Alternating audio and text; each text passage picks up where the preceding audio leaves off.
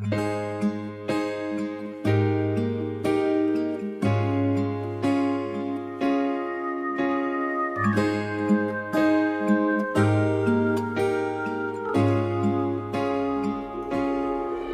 땅의 주인 되신 주님이 내 이름 아시며 사랑만 돌보네.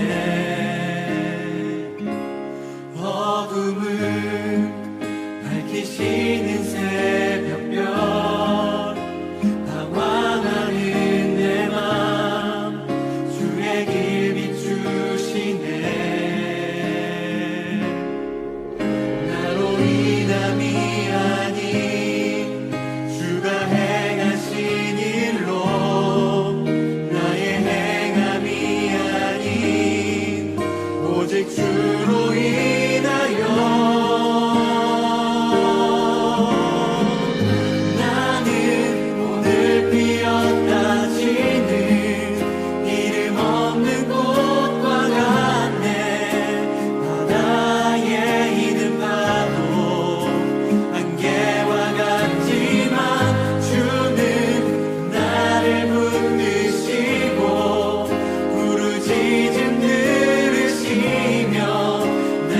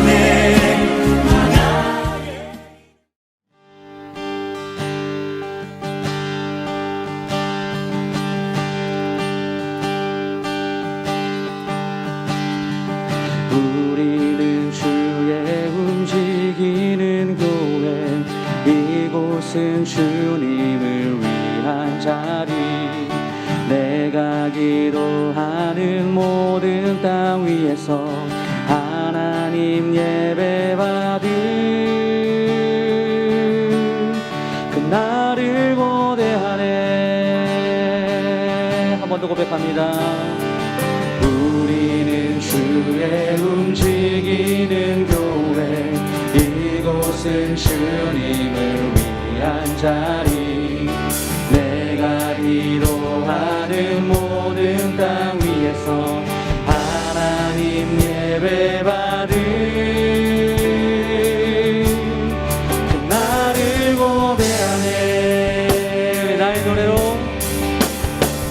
나의 노래로 주님의 성전을 주님 높임을 받으소서. 이스라엘의 찬송 증거하신 주님을 거룩하십니다.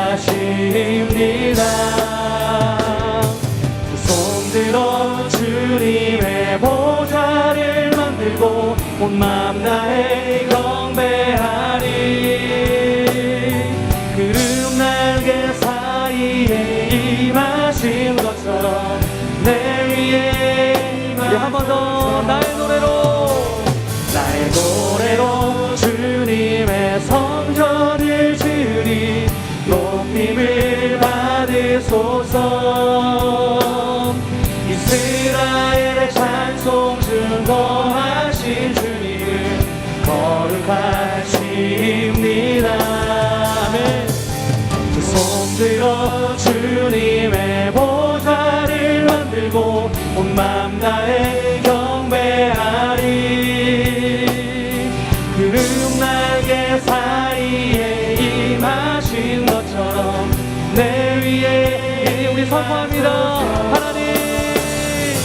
하나님 우리가 이곳에 섰으니 땅을 치유하소서. 하나님 우리가 어디에 있든지 주를 높이리라. 열방들아 주님을 송축할지어다. 그 발 아래 힘 맞추라. 영원한 통치자 주 예수 그리스도 내 위에 우리 한 번 더 선포합니다. 하나님 우리가 이곳에 섰으니 땅을 치유하소서. 하나님 우리가 어디에 있든지 주를 높이리라. 주님을 송축할지어다. 그 발 아래 힘 맞추라. 영원한 통치자 주 예수 그리스도 그는 우리 대하시와. 우리는 주의 움직이는 교회, 이곳은 주님을 위한 자리, 내가 기도하는 모든 땅 위에서 하나님 예배받을 그날을 고대하네. 사도신경으로 신앙 고백 드리겠습니다. 전능하사 천지를 만드신 하나님 아버지를 내가 믿사오며 그 외아들 우리 주 예수 그리스도를 믿사오니 이는 성령으로 잉태하사 동정녀 마리아에게 나시고 본디오 빌라도에게 고난을 받으사 십자가에 못 박혀 죽으시고 장사한 지 사흘 만에 죽은 자 가운데서 다시 살아나시며 하늘에 오르사 전능하신 하나님 우편에 앉아 계시다가 저리로서 산자와 죽은 자를 심판하러 오시리라. 성령을 믿사오며 거룩한 공예와 성도가 서로 교통하는 것과 죄를 사하여 주시는 것과 몸이 다시 사는 것과 영원히 사는 것을 믿사옵나이다. 아멘. 이 시간에 예배를 향한 마음으로 찬양하기를 원하는데요. 우리의 정직한 모습 그대로 입술을 열어서 찬양할 때 나의 가장 기쁜 모습을 발견하는 시간이면 좋겠습니다. 우리 함께 찬양 드리겠습니다.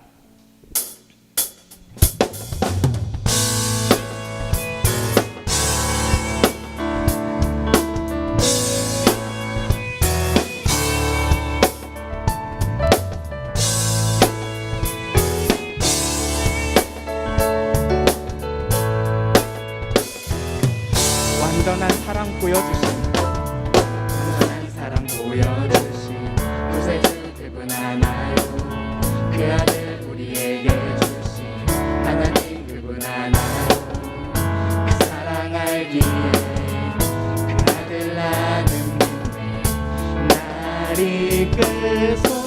아멘. 우리 이 찬양 처음부터 다시 한번 불러볼 때 영원히 변치 않으시는 그 주님을 묵상하시면서 함께 고백했으면 좋겠습니다. 완전한 사랑 보여주신 완전한 사랑 보여주신 구세주 그분 하나요 그 아들 우리에게 주신 하나님 그분 하나요 그 사랑 알기에 그 아들 나는 믿네 날이 우리 함께 찬양합시다. 예수 좋은 내 친구 좋은 내 친구 내 곁에 계시네 영원히 변치 않네 예수 좋은 내 친구 내 곁에 계시네. 우리 한 번 더 고백합시다. 예수 좋은 내 친구 예수 좋은 내 친구 내 곁에 계시네 영원히 변치 않네 예수 좋은 내 친구 내 곁에 계시네 영원히 변치 않네. 우리 이번엔 2절 가사로 고백해 보겠습니다. 구원하신 주 난 믿네 구원하신 주 나는 믿네 부활하신 주 나는 다시 오실 왕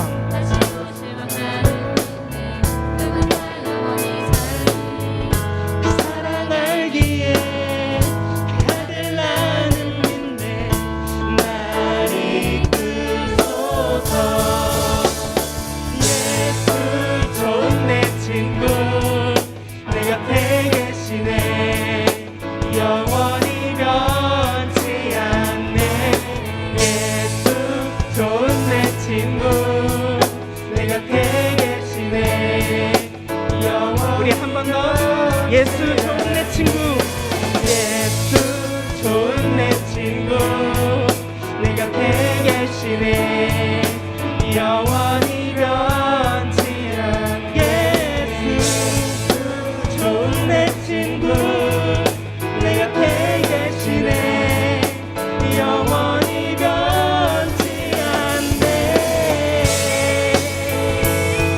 우리 찬양이 너무 예쁘지 않으시는 분들도 계시죠?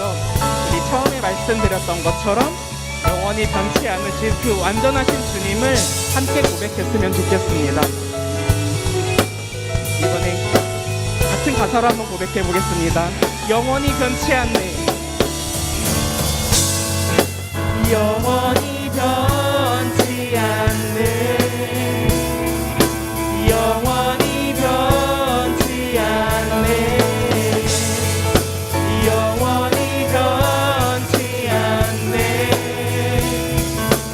영원히 변치 않으시는 그 주님을 찬양하겠습니다. 영원히 변치 않네 영원히 변치 영원히 변치 않네. 우리의 그 어떤 상황에서도 예수님은 우리의 좋은 친구 되십니다. 예수 좋은 내 친구 내 곁에 계시네 영원히 변치 않네 예수 좋은 내 친구 내 곁에 계시네 영원히. 우리 마지막으로 예수 좋은 내 친구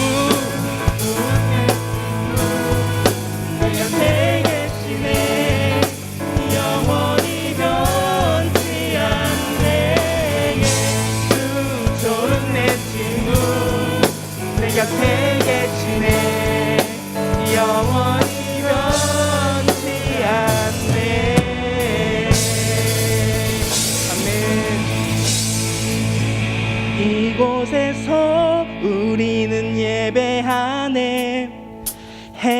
행하신 일 함께 노래하네. 우리를 돌이키시는 주의 계획 이곳에 세우셨네. 우릴 위해.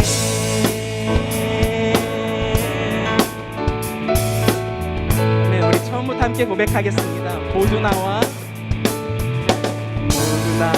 주 경배하네.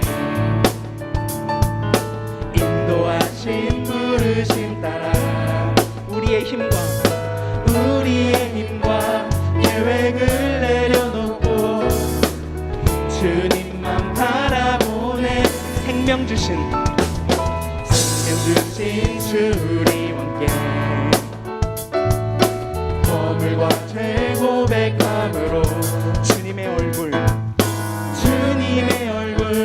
진심으로 구할 때 주님은 답하시. 이곳에서 우리는 예배하겠습니다.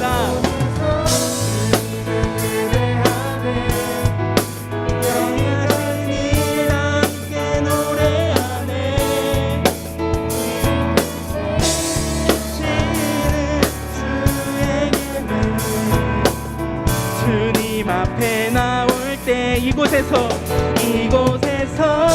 우리는 예배하네. 행하신 일 함께 노래하네. 우리를 돌이키시는 주의 계획 이곳에 세우셨네. 우릴 위해. 우리 2절 가사로 한 번 더 고백하겠습니다. 생명 주신 주 우리와 함께. 생명 주신 주 우리와 함께 허물과 죄 고백함으로 주님의 얼굴 전심으로 구할 때 주님은 답하시네. 이곳에서 주님을 예배해. 여기까지 우리를 인도하셨네. 주의 크신 능력 우릴 붙드셨네. 주님 앞에 나올 때 이곳에서 우리는 예배하네. 행하신 일 함께 노래하네. 우리를 돌이키시는 주의 계획. 우리 한 번 더 고백합시다. 이곳에서 주님을 예배하네. 여기까지 우리를 인도하셨습니다. 주의 크신 능력 우릴 붙드셨네. 주님 앞에 나올 때 이곳에서 우리는 예배하네. 행하신 일 함께 노래하네. 우리를 돌이키시는 주의 계획 우리 목소리로만 이곳에서 주님을 예배하네. 여기까지 우릴 인도하셨네. 주의 크신 능력 우릴 붙드셨네. 주님 앞에 나올 때 이곳에서 우리는 예배하네. 행하신 일 함께 노래하네. 우리를 돌이키시는 주의 계획 이곳에 세우셨네. 우릴 위해.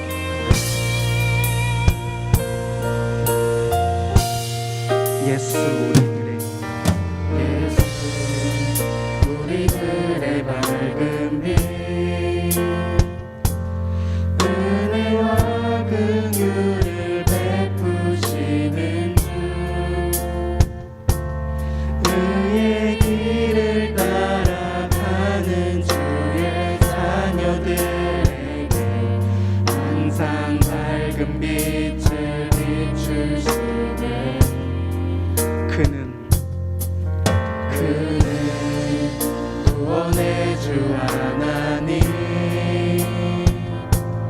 공의로 세상을 다스리시네 주를 경외하는 자들에게 주를 경외하는 자들에게 부어주시는 놀라운 주님의 영광 하늘에서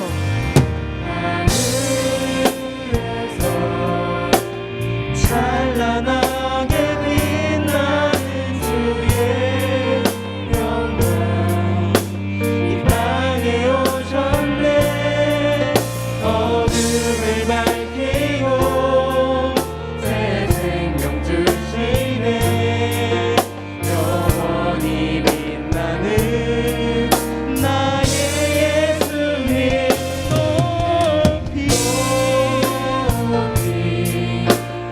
영광과 찬양 받으시는 경배합니다 슬픔을 거두고 내게 자유 주시네 기쁨의 노래를 영원한 나의 빛 예수님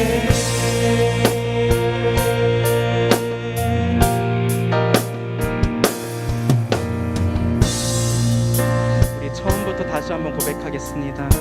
예수 우리들의 밝은 빛 예수 우리들의 밝은 빛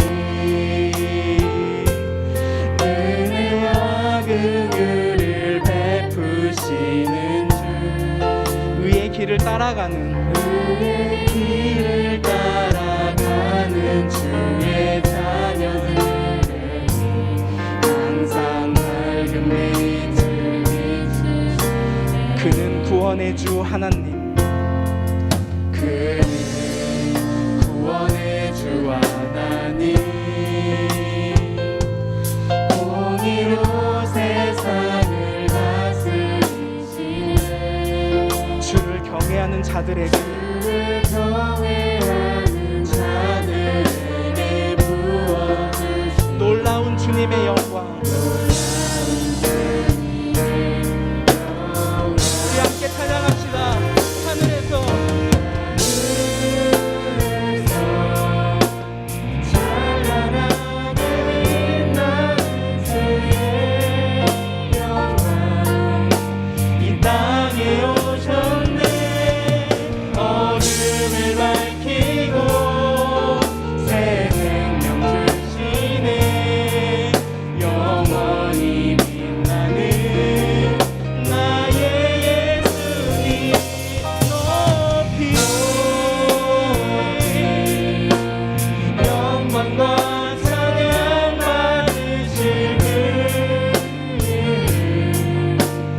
경배합니다 슬픔을 거두고 내게 자유 주시네 기쁨의 노래를 영원한 나의 빛 예수 우리 한 번 더 찬양합시다. 하늘에서 하늘에서 찬란하게 빛나는 주의 영광 이 땅에 오셨네 어둠을 밝히고 어둠을 밝히고 새 생명을 주셨습니다. 새 생명 주시네 영원히 빛나는 나의 예수님 높이 영광과 찬양 받으실 그 이름 경배합니다 슬픔을 거두고 내게 자유 주시네 기쁨의 노래를 영원한 나의 빛 예수님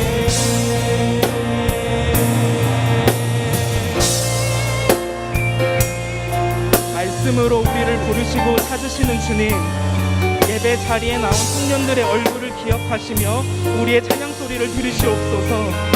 이 예배로 인하여 우리를 고치실 것을 확신하며 우리의 삶을 바꾸실 것을 확신하오니 이 시간이 주님을 직접적으로 대면하는 시간이 되게 하시며 신앙의 감각을 되찾는 승리하는 예배가 되게 하옵소서.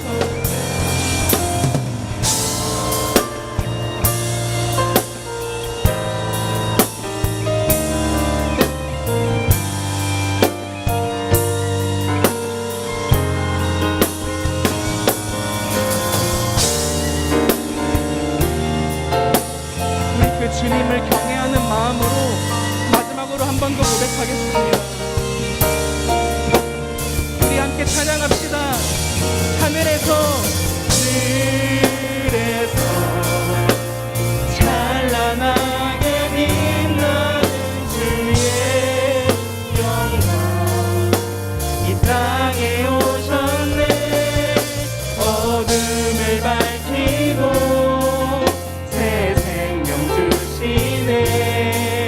영원히 빛나는 나의 예수님 높이 영광과 찬양 받으실 그 이름 경배합니다. 슬픔을 거두고 내게 자유 주시네. 기쁨의 노래를 영원한 나의 빈 예수께.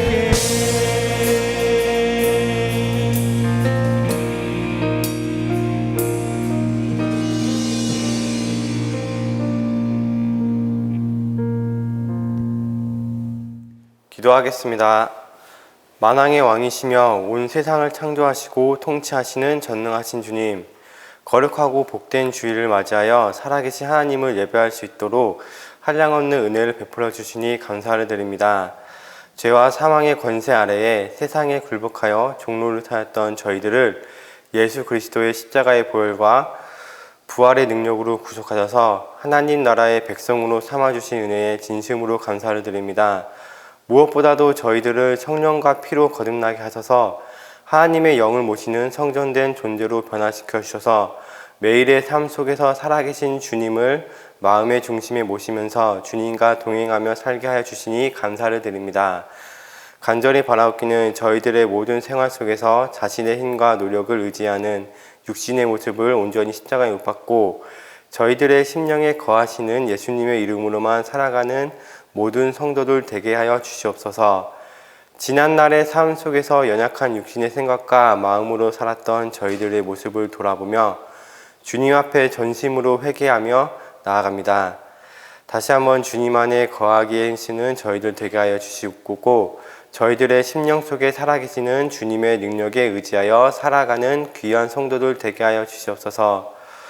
거룩하신 하나님 아버지, 오늘날 저희들은 코로나19 바이러스가 확산되는 시대 속에서 살아가고 있습니다.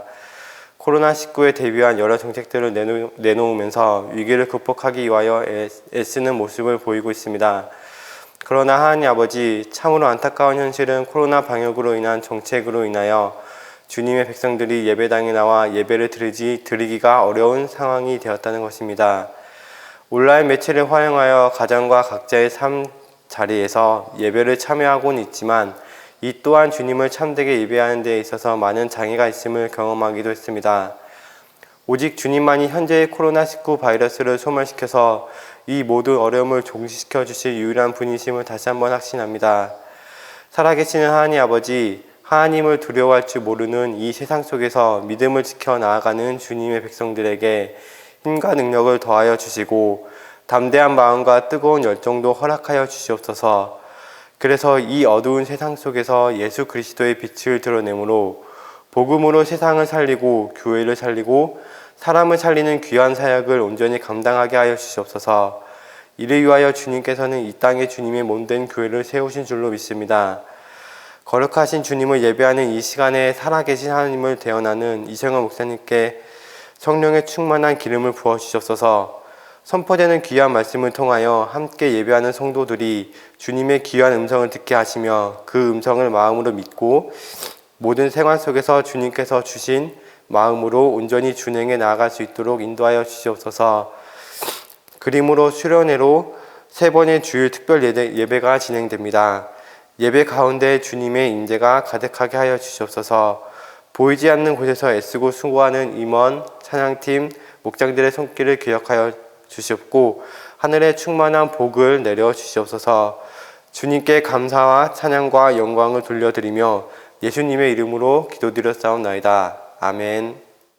오늘 우리에게 주시는 하나님 말씀은 디모데후서 3장 16절에서 17절까지 말씀 우리 함께 보겠습니다. 디모데후서 3장 16절에서 17절까지의 말씀 제가 봉독해 드리겠습니다. 모든 성경은 하나님의 감동으로 된 것으로 교훈과 책망과 바르게 함과 의로 교육하기에 유익하니 이는 하나님의 사람으로 온전하게 하며 모든 선한 일을 행할 능력을 갖추게 하려 함이라. 아멘. 사랑하는 청년 공동체의 모든 지체 여러분, 한 주간도 평안하셨습니까? 우리 이번 주부터 2021 여름 특별 예배가 시작이 되었습니다. 사실 다들 현장에서 함께 이 귀한 예배의 시간을 가져야 됨에도 불구하고 4단계가 이제 연장이 되는 바람에 올해 특별 예배는 비대면으로 진행하게 되었습니다. 또한 청년부의 몇 가지 상황들로 인해서 실시간으로 영상을 송출하지 못했고 부득불 이렇게 녹화 영상을 송출하게 되었습니다. 그러나 우리가 이런 환경에 영향을 받지 않고 각자 처소에서 전심으로 하나님을 예배했으면 좋겠고요. 예배를 방해하는 모든 요소들을 우리의 의지로 시간 다 제거하고 하나님만을 온전히 높이는 귀한 시간 될 수 있기를 간절히 소망합니다. 얼른 이 코로나가 종식되어서 모두가 함께 교회에 나와 함께 한 하나님을 예배하는 날이 속히 올 수 있기를 정말 간절히 소망합니다. 또한 오늘부터 잠언 성경 필사를 함께 진행합니다. 이번 달 말일까지 하루에 한 장씩 성경 필사하시게 되면 잠언 전체를 한번 이렇게 손으로 쓰게 되거든요. 성경을 우리의 손으로 직접 이렇게 쓴다라는 것, 이것은 굉장히 참 좋은 의미가 있다라고 생각을 합니다. 여러분들이 각자의 처소에서 필사를 하는 그 시간들을 통해서 하나님을 더욱더 사랑하는 마음을 가졌으면 좋겠고요. 말씀을 통해서 또한 많은 은혜를 받는 귀한 시간이 될 수 있기를 간절히 소망합니다. 우리가 지난주 이제 웨스터민스터 신앙고백서 첫 번째 시간으로 이제 1장 1항 하나님의 계시에 대한 부분들을 살펴보았죠. 그 중에서 구원에 필요한 특별 계시는 성경을 통하여 우리에게 주어졌고 또한 교회라는 기관들을 통해서 그 하나님의 특별 계시가 전파된다라는 것을 우리가 알게 되었습니다. 그래서 성경 한 권으로 모든 계시를 설명하기에 충분하다. 이것을 무엇이라고 이야기했습니까? 성경의 충분성이라고 말씀을 드렸죠. 그래서 마지막으로 성경에 기록된 이후 계시에 대한 그 이전의 모든 방법은 종료가 되었다라는 것을 우리가 마지막에 함께 보고 마무리를 했습니다. 오늘은 이제 2항에서부터 3항까지 정경과 위경에 대한 내용들을 우리가 살펴볼 텐데 오늘도 각 항을 좀 이렇게 떼어서 자세히 살펴볼 겁니다. 교리를 통하여서 하나님을 더욱더 깊이 알게 되는 귀한 시간이 될 수 있기를 주님의 이름으로 축원합니다. 먼저 정경의 구성과 확정에 대해서 우리가 함께 살펴보겠습니다. 2항의 내용을 제가 한번 전체적으로 한번 읽어드릴게요. 성경 혹은 기록된 하나님의 말씀이라는 이름 아래 구약과 신약의 모든 책들이 이제 포함된다. 그것들은 아래와 같다. 구약, 창세기, 출애굽기, 레위기, 민수기, 신명기, 여호수아, 사사기, 룻기, 사무엘상, 사무엘하, 열왕기상, 열왕기하, 역대상, 역대하, 에스라, 느헤미야, 에스더, 욥기, 시편, 잠언, 전도서, 아가, 이사야, 예레미야, 예레미야, 에가, 에스겔, 다니엘, 호세야, 요엘, 아모스, 오바댜, 요나, 미가, 나움, 하박국, 스바냐, 학개, 스가랴, 말라기. 신약 마태복음, 마가복음, 누가복음, 요한복음, 사도행전, 로마서, 고린도전서, 고린도후서, 갈라디아서, 에베소서, 빌립보서, 골로새서, 데살로니가 전서, 데살로니가 후서, 디모데 전서, 디모데 후서, 디도서, 빌레몬서, 히브리서, 야고보서, 베드로 전서, 베드로 후서, 요한 1서, 요한 2서, 요한 3서, 유다서, 요한 계시록. 하나님의 영감으로 주어진 이 모든 책들이 신앙과 삶의 규칙이 된다. 우리의 성경은 전체가 66권으로 구성되어 있습니다. 그 중에서 구약은 39권이고 신약은 27권이에요. 이런 66권의 성경을 다른 말로는 정경이라고 그렇게 부릅니다. 이게 무슨 뜻일까요? 정통성을 가진 경전이라는 뜻입니다. 이렇게 당시에 이 정경을 확정하려는 움직임이 있었다라는 것은 자칭 성경이라고 하는 다양한 문서들로 인해서 교회와 성도들이 혼란과 어려움을 겪었다라는 것을 말해줍니다. 그래서 이 자칭 성경이라고 하는 다양한 문서로 인한 혼란과 피해를 최소화하기 위해서 우리 신앙의 선배들이 아주 엄격한 기준을 가지고 우리가 지금 보듯 이 웨스터민스터 회의를 통해서 예수 그리스도의 오심을 기준 삼아 구약과 신약을 구분하고 66권의 성경을 정경으로 확정하게 된 것입니다. 그렇다면 정경에 포함되지 않는 그런 문서들은 무엇이라고 부를까요? 그것은 바로 외경입니다. 외경은 이 바깥 외자를 사용해서 정경 밖에 있는 모든 문서들을 말합니다. 그러면 정경과 외경은 어떤 기준으로 나누어지게 되었는가? 다른 말로 정경이 하나님의 영감으로 기록되었다라는 것을 어떻게 확증할 수 있는가 하는 것입니다. 이는 두 가지의 조건을 충족시키는 것으로 확정이 되었는데, 먼저는 내적인 증거 그리고 외적인 증거, 이 두 가지의 동시 충족입니다. 내적인 증거에는 구체적으로 5가지의 기준이 있었는데요. 첫 번째 기준은 사도성이 있는가 하는 것입니다. 여러분, 이 사도성이라고 하는 것은 이 문서를 기록한 저자가 선지자들이나 제자들인가, 이게 확실한가? 또한 사도의 직속 제자들이라고 하는 소위 이 속사도가 기록한 문서인가? 또는 예수 그리스도와 그런 사도들의 최측근이 기록한 문서인가 하는 것입니다. 여기서 yes라고 하면 일단 이 오케이 하는 것이고, no라고 하면 그 문서는 거들떠 보지 않는 것이죠. 두 번째는 기록된 문서가 보편적이었는가 하는 것입니다. 한 문서에 다양한 사본들이 존재하는가? 당시에 이 문서가 누구나 인정하는 그런 기록물이었는가? 희소한 기록물이 아니라 이 보편적이었는가? 이것을 검증을 했다라는 것이죠. 세 번째는 도덕성입니다. 당시에 윤리적으로나 도덕적으로 무흠한 기록인가? 누구나가 들어도 공감이 되는 그런 도덕률이 기록되어 있는가? 시대를 넘나드는 진정성이 기록되어 있는가? 이것에 대한 검증입니다. 그리고 네 번째는 통일성입니다. 구약과 신약의 이 통일된 흐름을 기록하고 있는가? 비록 다양한 저자들이 기록하였다라고 해도 그 내용이 한 사람이 쓴 것 같은 그런 일치가 있는가? 내용이나 문체에 있어서 완전성을 보여주는 기록물인가? 이것에 대한 검증이라고 할 수 있습니다. 마지막 5번째는 자증성입니다. 성경 스스로가 여호와의 말씀이라고 선포하고 있는가? 성자 하나님께서 기록한 증거를 찾을 수 있는가? 성경이 하나님의 감동으로 기록되어 있다는 것이 강조되어 있는가? 쉽게 얘기하면 이 성경이라고 하는 문서를 읽으면 이게 진짜 성경이면 스스로가 성경이다라는 것을 증거하고 있는가 하는 것이죠.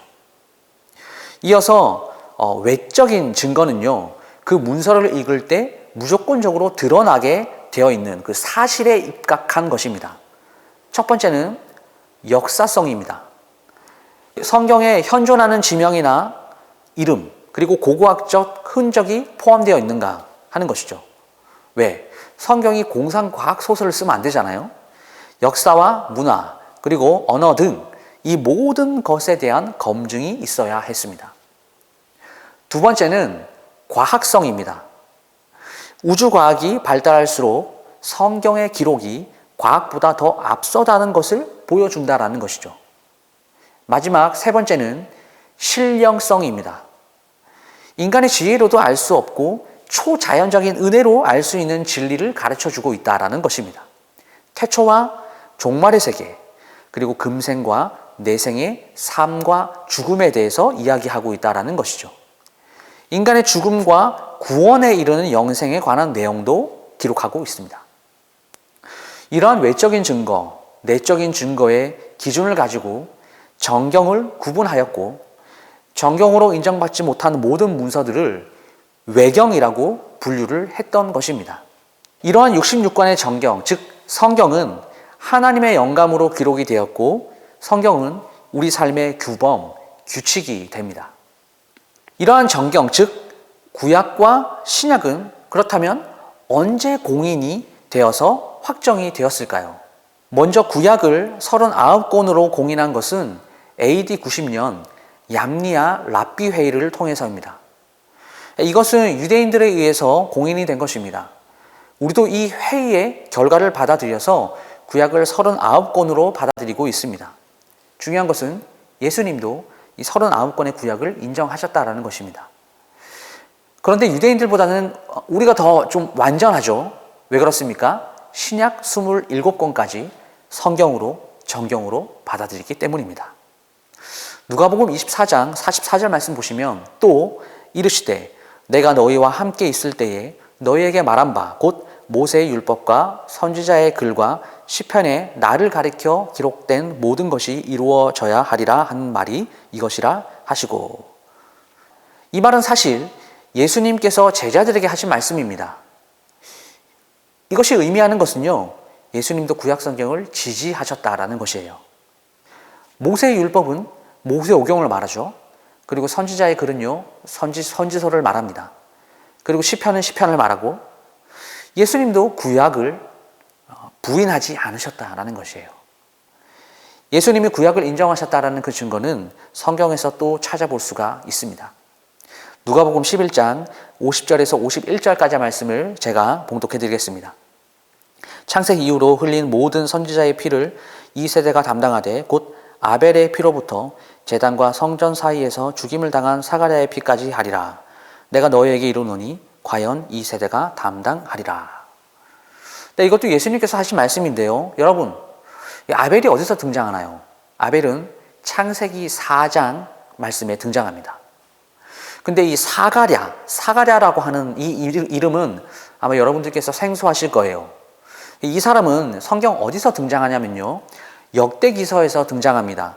역대하 24장 22절 말씀에 요아스 왕이 이와 같이 스가랴의 아버지 여호야다가 베푼 은혜를 기억하지 아니하고 그의 아들을 죽이니 그가 죽을 때에 이르되 여호와는 감찰하시고 신원하여 주옵소서 하니라 라고 기록되어 있습니다. 여기서 나오는 이 스가랴가 예수님이 임용하신 사가랴와 똑같은 인물이에요. 히브리어도 똑같습니다. 그런데 생각해 보세요. 내가 성경을 좀 안다 한다면, 목사님, 우리가 보는 이 역대기서는 구약 앞부분에 있는데 이게 어떻게 예수님이 구약 39권을 인정하셨다는 증거가 됩니까? 반드시 이런 질문을 할 것입니다. 근데 이 말을 이해하기 위해서는 그 당시 문화를 우리가 조금 알아야 되는데요. 당시 유대인들의 구약 성경 순서는 지금 우리가 보고 있는 구약 성경과 달라요. 제가 유대인들이 보는 구약 성경의 이 순서를 제가 한번 말씀드리겠습니다.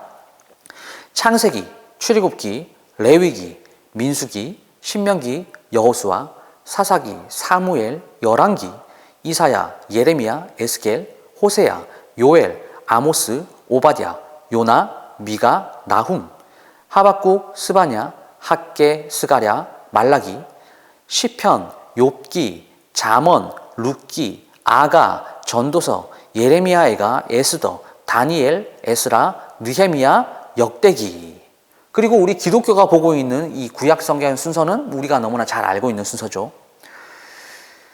이제 왜 예수님이 아벨에서부터 스가랴까지라고 이야기하셨는지 아시겠습니까? 당시 유대인들이 보았던 이 구약의 순서로는 창세기가 구약의 제일 시작의 책이고 역대기가 구약의 마지막 책이었기 때문에 예수님의 지금 이 말씀은 구약 성경 전체를 가리키는 것이에요.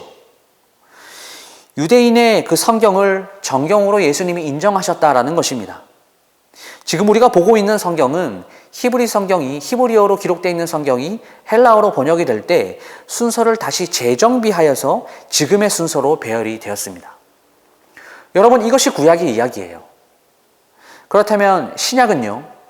신약이 27권의 정경으로 확정되어서 인정받게 된 것은 AD 397년 칼타고 회의를 통해서입니다.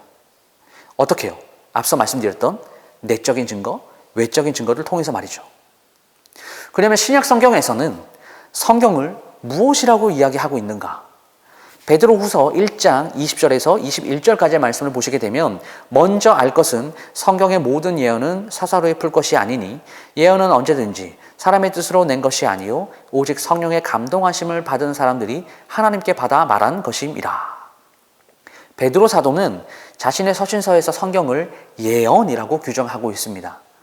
여기서 예언은 구약의 선지서라고 이야기할 수가 있는데 이러한 예언이 오직 성령의 감동하심을 받은 사람들이 하나님께 받아 말한 것이다. 이렇게 밝히고 있습니다. 성경이 그냥 재미 삼아서 끄적끄적 이렇게 되었던 그런 소설책이 아니다라는 것입니다. 성경은 공상과학, SF 3류 소설책이 아니에요. 성령의 감동하심으로 하나님이 기록해 하신 성경이라는 것입니다. 그래서 베드로후서 3장 15절에서 16절까지의 말씀을 보면 또 우리 주의 오래 참으심이 구원이 될 줄로 여기라. 우리가 사랑하는 형제 바울도 그 받은 지혜대로 너희에게 이같이 썼고 또 그 모든 편지에도 이런 일에 관하여 말하였을 때 그 중에 알기 어려운 것이 더러 있으니 무식한 자들과 굳세지 못한 자들이 다른 성경과 같이 그것도 억지로 풀다가 스스로 멸망에 이르느니라. 또한 베드로 사도는 사도 바울이 기록한 서신서도 뭐라고 되어 있어요? 받은 지혜대로 썼다. 이렇게 말합니다. 누구에게서요? 하나님으로부터요. 그래서 그 하나님의 놀라운 지혜를 인간 저자를 사용하셔서 한 글자 한 글자 기록해 하신 것입니다. 그래서 성경은 절대 유일신이신 하나님의 책이기 때문에 사람이 그 하나님의 뜻을 억지로 풀려고 하는 순간 망하게 된다라고 성경이 이야기하고 있죠. 여러분, 이단이 바로 억지로 성경을 해석하고 푸는 사람들이죠. 결국 그들은 어떻습니까? 그의 길은 아마 멸망의 길로 걸어가게 될 것입니다. 지금까지 2항의 내용으로 성경이 하나님의 말씀이라는 사실과 구약과 신약의 구성, 그리고 이 책이 정경으로 인정받는 이유와 그 유래에 대해서 우리가 살펴보았습니다. 이제 3항으로 넘어가 보겠습니다. 3항은 아까도 말씀드렸다시피 외경의 무엇인가에 관계된 설명이 이제 있다라고 말씀드렸잖아요. 3항을 제가 읽어드릴게요. 보통 외경이라고 불리는 책들은 하나님의 영감으로 말미암지 않았으므로 성경의 정경의 일부가 아니다. 그러므로 이것들은 하나님의 교회에서 어떤 권위도 가지지 못하며 인정되거나 사용되어서는 안 되는 다른 인간적인 저술일 뿐이다. 앞서서 수많은 논의와 이 엄격한 검증을 거쳐서 확정되고 인정된 66권의 정경을 살펴보았습니다. 그 정경에 포함되지 않은 모든 문서는 외경이라고 말합니다. 외경이 왜 정경에 포함되지 못했을까요? 이 책이 하나님의 영광으로 말미암지 않았기 때문입니다. 영감에 대한 개념은 사도 바울의 가르침에서 그 뿌리를 알 수 있습니다. 오늘 우리가 읽었던 디모데후서 3장 16절 모든 성경은 하나님의 감동으로 된 것으로 교훈과 책망과 바르게 함과 의로 교육하기에 유익하니. 여기서 이 감동이 영감과 같은 말인데요.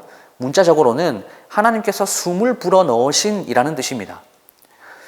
바울은 성경이 하나님께서 숨을 불어넣으신 것으로 인식하고 말하고 있다.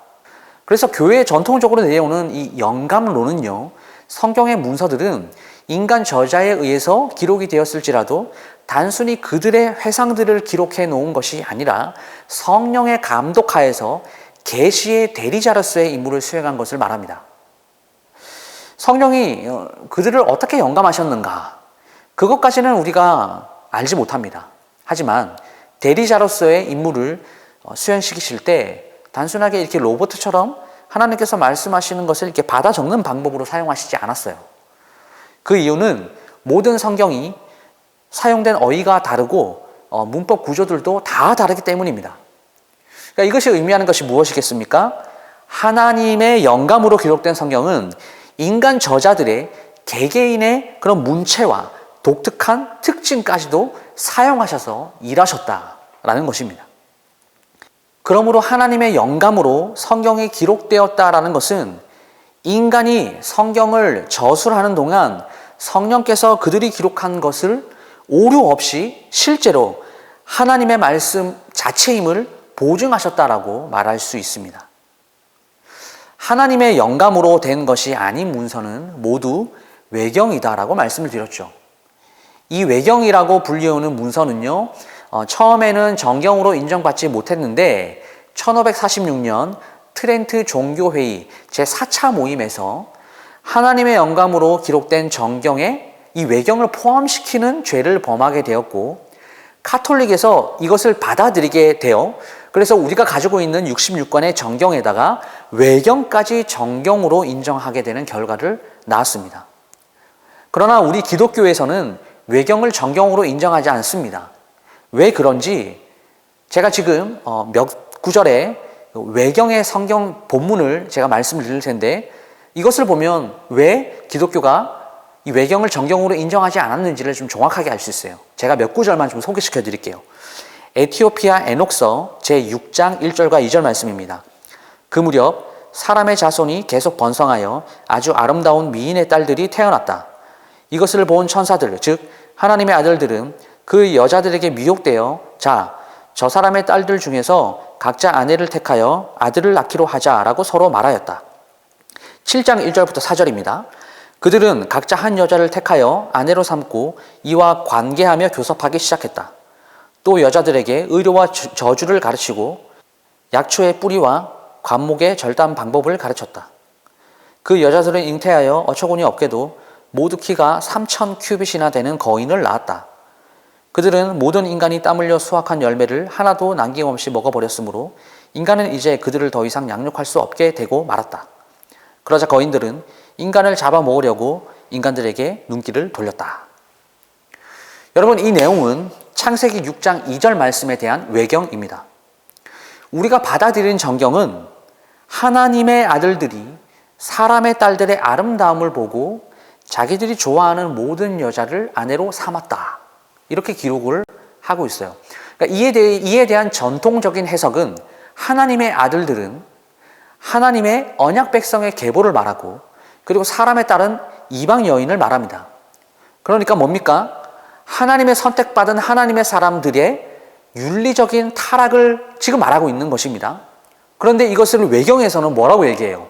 천사들이 이 땅에 내려와서 여자를 아내로 삼아서 아이들을 막 낳고, 그 아이들이 이제 자이언트 민족이 되어가지고 모든 먹을거리를 다 먹어치웠고 이제는 먹을 게 없으니까 사람을 잡아먹기에 이르렀다, 이런 얘기를 하고 있죠.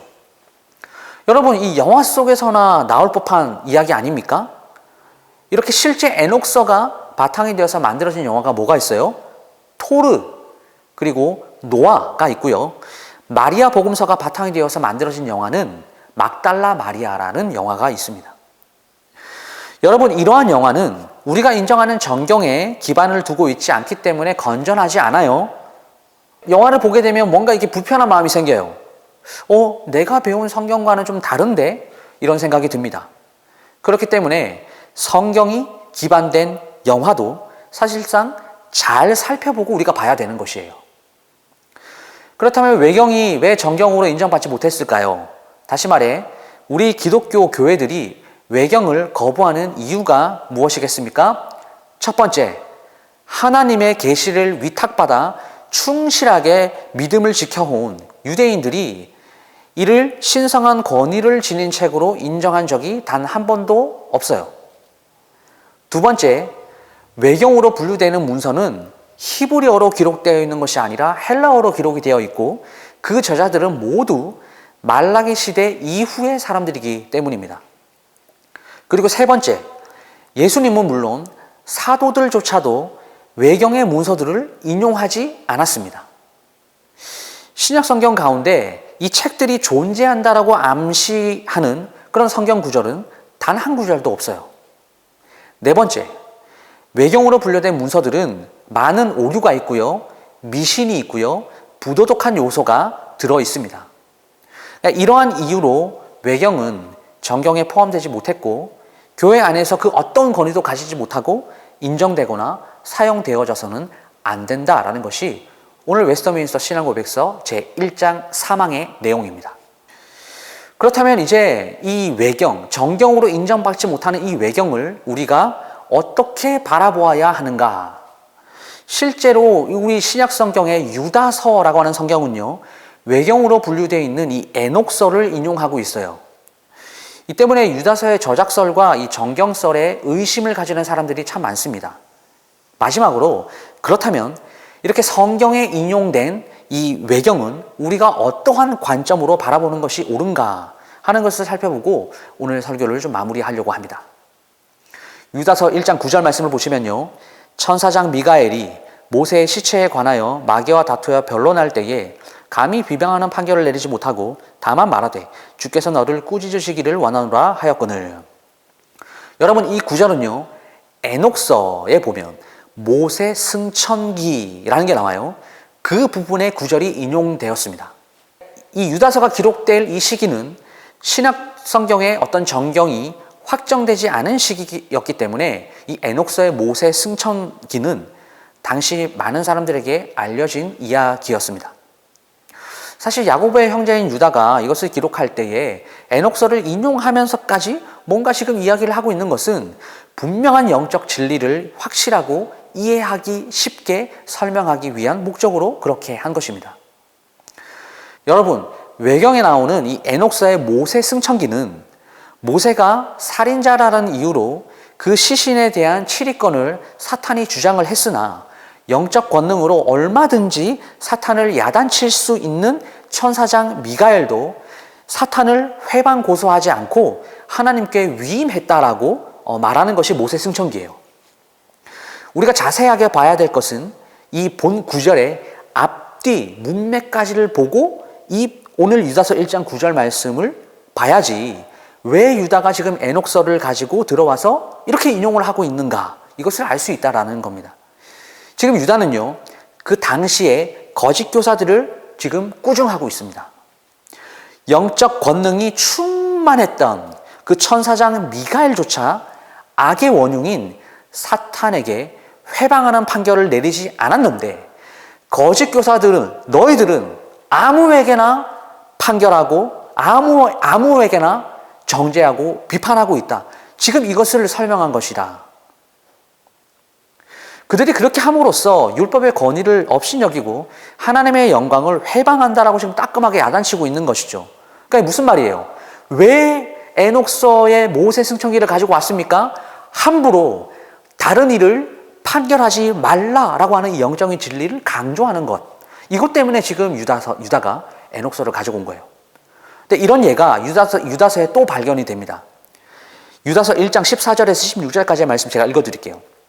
아담의 7대 손 에녹이 이 사람들에 대하여도 예언하여 이르되 보라, 주께서 그 수만의 거룩한 자와 함께 임하셨나니 이는 무사람을 심판하사 모든 경건하지 않은 자가 경건하지 않게 행한 모든 경건하지 않은 일과 또 경건하지 않은 죄인들이 주를 거슬러 한 모든 완악한 말로 말미암아 그들을 정죄하려 하심이라 하였느니라. 이 사람들은 원망하는 자며 불만을 토하는 자며 그 정욕대로 행하는 자라. 그 입으로 자랑하는 말을 하며 이익을 위하여 아첨하느니라. 이 말씀도 에녹서 1장에 나와 있는 그 구절이 인용이 됐어요. 에녹서에서 하나님이 마지막 때에 강림하신다라고 설명한 구절을 지금 인용하고 있는데 지금 이 유다는 예수님의 재림을 이렇게 설명하고 있습니다. 유다가 지금 거짓 교사들의 잘못을 꾸짖고 그들에게 임할 심판을 선언하고 있어요. 그래서 그들은 경건하지 않은 말과 행동으로 인해 심판을 받을 것이라고 이렇게 강조하고 있는 것입니다.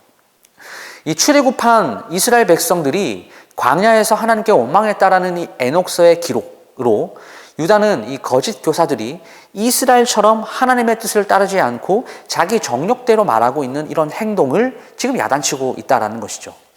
근데 앞서서 보았던 이 유다서 1장 9절 말씀에는 그 내용 자체는 사실 성경적으로 맞지 않는 얘기지만 지금 이곳 1장 14절에서 16절에서 인용한 내용 그 자체에는 사실 하자가 없습니다. 오늘날의 일반 서적에서도 비록 우리 성도들이 이 부분적으로 뭔가 참고할 만한 진리들이 있듯이 말이죠. 결론을 내려보자면 초대 교부들이 외경을 인정한 것은 아닙니다. 그리고 그 내용은 익히 알고 있어서 이 초대 교부들이 그 내용은 참조는 했어요. 인용한 구절도 그 내용을 정경으로 인정한 것이 아니라 단지 설명하려고 하는 그 주제를 더 쉽게 이해시키려고 강조하는 목적에서 이 외경을 끌어다가 사용을 하고 있다는 거죠. 우리도 성경 속에서 등장하는 외경은 진리를 더 선명하게 드러내려고 하는 그런 단순한 목적으로 인용된 것이지, 이것이 정경으로 받아들이고 인정되었다라고 생각하는 것은 잘못된 생각이다라는 것을 알아야 됩니다. 오늘 우리가 이한과 사망의 내용을 살펴보았습니다. 정경으로 인용된 성경은 모두 66권이고요. 그 외의 모든 문서는 외경으로 분류가 되었죠. 더 나아가서 오늘 교리에서 나오지 않지만 외경에서도 정말 이 공상과학과 같은 영화를 쓰고 진리에 대하여 말도 안 되는 소설을 쓰고 있다라고 인정되어지는 모든 문서, 그러니까 정경과 외경도 아닌 모든 문서는 위경이라고 이렇게 분류를 하고요. 위경은 성경에서조차 인용할 수 없는 가치 없는 문서로 그렇게 분류를 했습니다. 말씀을 마무리하도록 하겠습니다. 사랑하는 여러분, 우리가 지금 성경에 대한 교리를 살펴보고 있습니다. 우리가 지금 읽고 듣는 성경은 이것을 지켜내기 위한 그 수많은 이들의 노력, 그리고 기도, 땀과 수고의 결과물이라고 이야기할 수 있습니다. 우리는 이에 대해서 이렇게 목숨을 걸고 이 정경을 지키려고 했던 수많은 믿음의 선조들에게 감사해야 해요. 그리고 이제 우리의 역할은 무엇이겠습니까? 이 성경에 다른 것을 첨가하지 않고 고스란히 이 성경을 우리의 후배들, 우리의 믿음의 자녀들에게 전수해줘야 되는 것이 우리의 사명인 것이죠. 절대적인 하나의 진리를 잘 지켜내야 한다는 것입니다. 여러분, 우리가 신앙생활을 하면서 교리를 배우지 않으면 진리를 상대화시켜 버려요. 그래서 네 것도 옳다, 여기도 옳다, 다 받아들이자, 이런 이야기가 나오게 됩니다. 여러분, 근데 이러한 결과를 보려고요, 중세시대에 그렇게 종교개혁이 일어났을까요? 이런 결과를 보려고, 진리를 상대화시켜버리는 이런 결과를 보려고 그 수많은 믿음의 선조들이 목숨을 걸어가면서까지 이 성경의 66권을 지키려고 했습니까? 아닙니다. 그러므로 오늘날 우리 또한 성경은 하나님의 영감으로 기록된 오류가 없는 책이다라는 사실을 우리는 동일하게 믿어야 돼요. 이를 지켜내기 위해서 수많은 사람들의 희생이 뒤따랐듯이 우리도 이제는 그 정경의 말씀을 수호하고 잘 지켜야 하는 것이죠. 여러분, 이제는 바통이 우리에게 넘어왔습니다. 이 성경을 지켜낼 수 있는가? 진리를 상대화시켜버리는 이 지금의 물질 만능주의 시대에 절대 진리를 고수하고 오직 성경만이, 오직 하나님 한 분만이 이 땅의 주인이시고 이 시대의 대안이고 구원의 유일한 기름을 내세울 수 있는가? 교리를 배우는 우리가 바로 이런 부분에 있어서 세상과 타협하지 않고 성경을 바탕으로 우리의 믿음을 굳건히 세워나가는 사랑하는 요셉 청년부 지체들이 다 될 수 있기를 주님의 이름으로 축원합니다. 기도하겠습니다. 하나님 아버지, 감사합니다. 절대 오류가 없는 주님의 영감으로 기록된 이 성경, 이제는 우리에게 주어졌습니다. 하나님, 선조들이 그렇게 목숨을 걸어가면서 지켰던 그 신앙의 유산을 이제는 우리가 잘 받아 절대 진리가 무엇인지를 확인하고 그것에 뿌리를 두어 흔들리지 않는 믿음을 소유할 수 있도록 우리를 늘 붙잡아 주시옵소서. 예수님 이름으로 기도드립니다. 아멘. 예, 이제 우리 찬양 부르고 축도로 예배를 마치도록 하겠습니다. 우리 삶에서도 예배의 삶을 승리하겠습니다라는 우리의 다짐을 담아 우리 이 시간 박수하며 우리 마지막 찬양을 하나님께 올려드렸으면 좋겠습니다.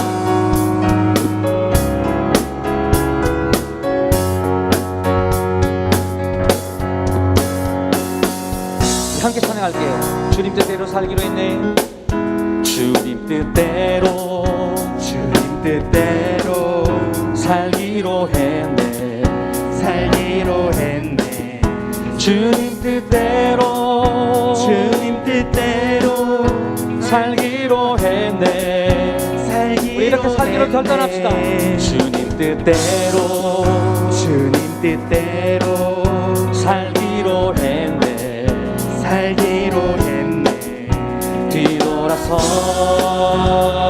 뒤돌아서지 않겠네. 뒤돌아서지 않겠습니다.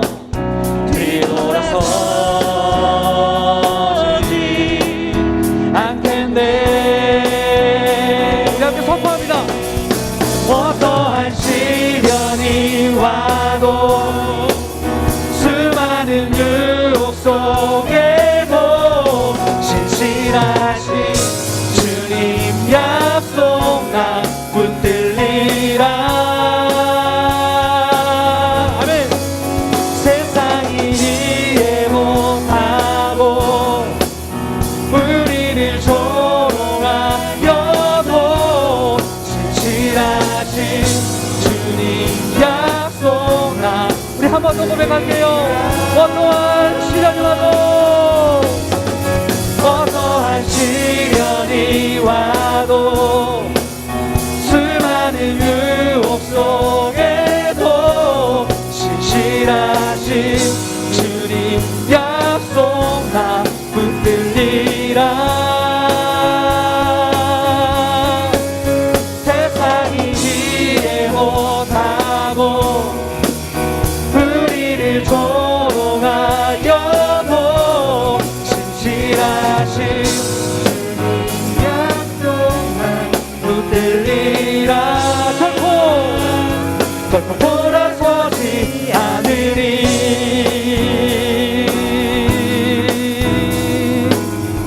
아멘.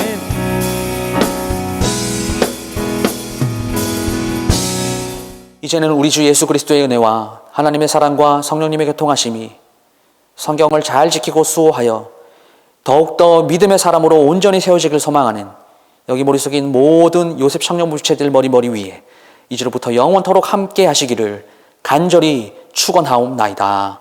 아멘.